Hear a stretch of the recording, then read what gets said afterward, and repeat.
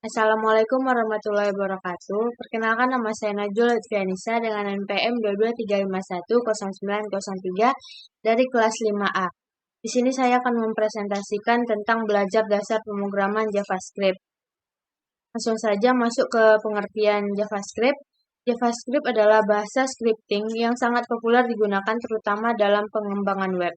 Ini adalah bahasa yang berjalan di browser dan memungkinkan pembuat situs web yang dinamis dan interaktif. JavaScript digunakan untuk yang pertama itu front-end web development, yaitu JavaScript membuat halaman web lebih interaktif dengan mengelola elemen seperti gambar, teks, dan form.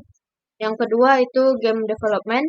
JavaScript bisa digunakan untuk membuat game berbasis browser. Yang ketiga aplikasi IoT. Itu dengan platform seperti Node.js, JavaScript bisa mengontrol perangkat IoT. Yang keempat adalah machine learning. Library seperti TensorFlow.js memungkinkan pengembang melakukan tugas machine learning di browser.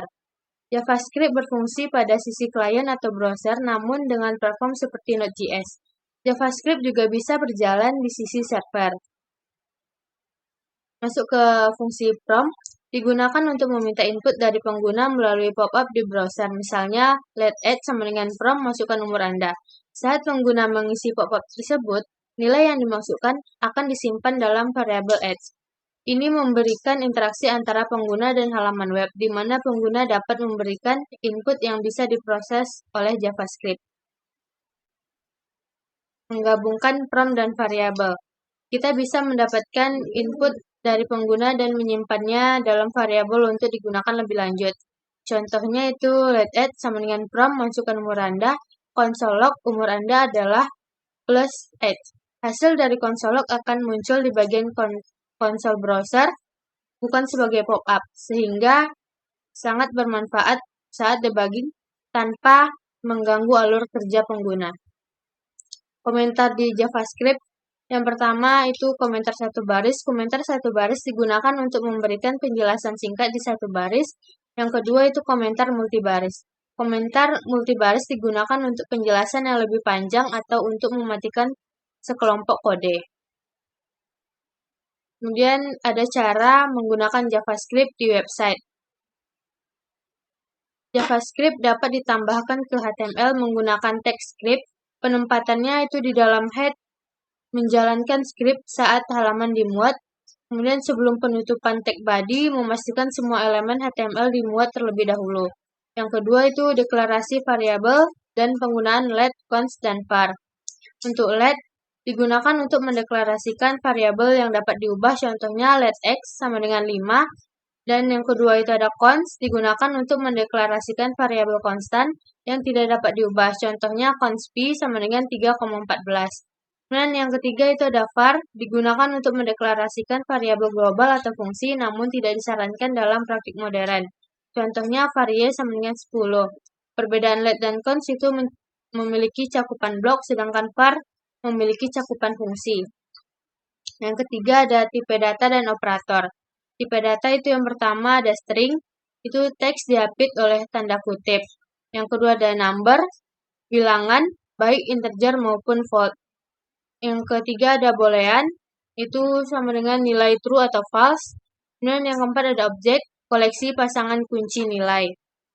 Kemudian masuk ke operator. Operator itu ada aritmatika, perbandingan, dan logika. Yang keempat ada array dan metode array.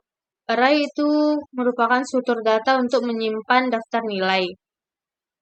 Metode pentingnya itu ada push, itu menambahkan elemen di akhir array.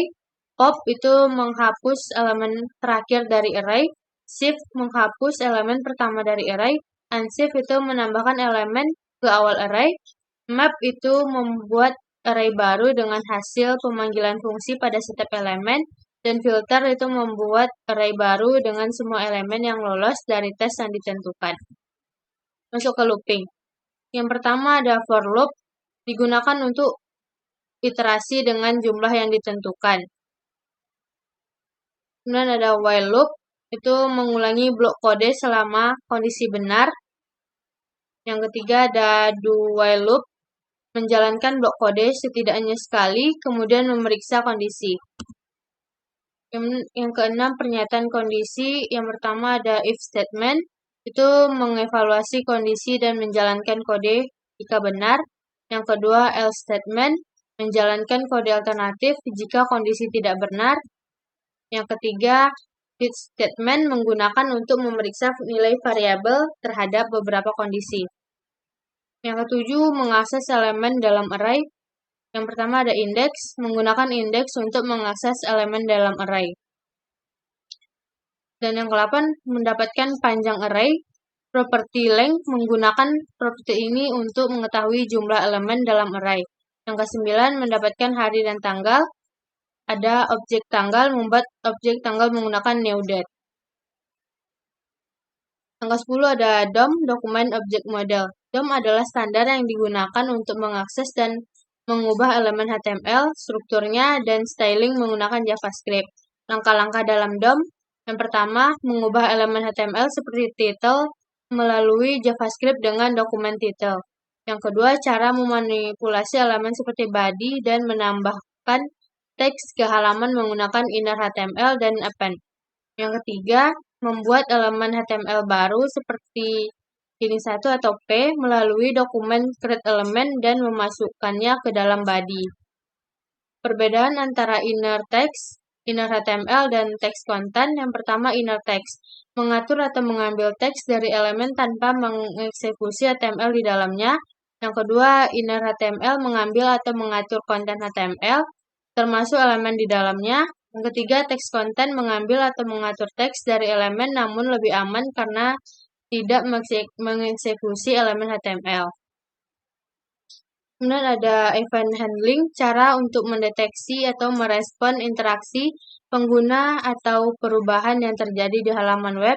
Event handling memungkinkan Anda untuk membuat halaman web yang interaktif dengan cara merespon berbagai aksi seperti klik, gerakan mouse, input keyboard, dan lain-lain. Contohnya itu ada event klik dan event mouse over. Sekian, terima kasih. Saya akhiri. Wassalamualaikum warahmatullahi wabarakatuh.